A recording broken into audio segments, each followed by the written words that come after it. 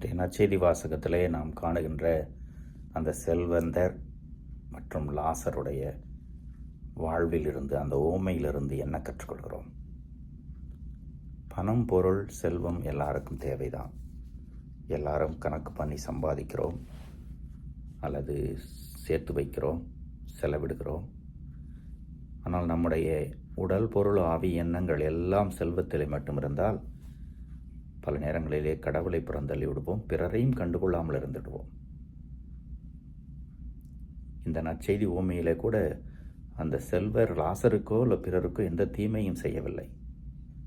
தன்னை முதன்மைப்படுத்தி பிறரை கண்டுகொள்ளாமல் இருந்து பாவம் கட்டிக்கொள்கிறார். அதே நேரத்தில் ஏழ்மையிலே லாசர் கடவுள் மீது நம்பிக்கை வைக்கிறார். இந்த ஒரு நிலைக்கு நாம் போய்விடக்கூடாது.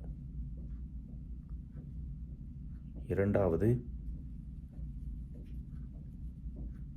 இதுவரை வாழ்ந்த வாழ்வு அல்ல இந்த உலக வாழ்வு, மறு உலக வாழ்வு, ரெண்டும் வெவ்வேறு. இங்கே நாம் என்ன பேசுகிறோமோ, என்ன செய்கிறோமோ, அதற்கும் மறு உலகத்திற்கும் நிறைய தொடர்பு உண்டு. ஆனால் மறு உலகத்திற்கு போய் இங்கே நாம் செய்ததையோ பேசியதையோ மாற்றிக்கொள்ள முடியாது. வாழ்வு மாறுபடுகிறது, அவ்வளவுதான். எனவே நமக்கு எது தேவை?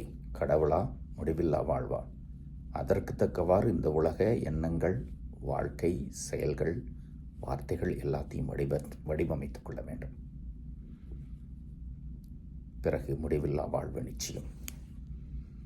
இந்த தவக்காலம் அதற்கு பயன்படட்டும்.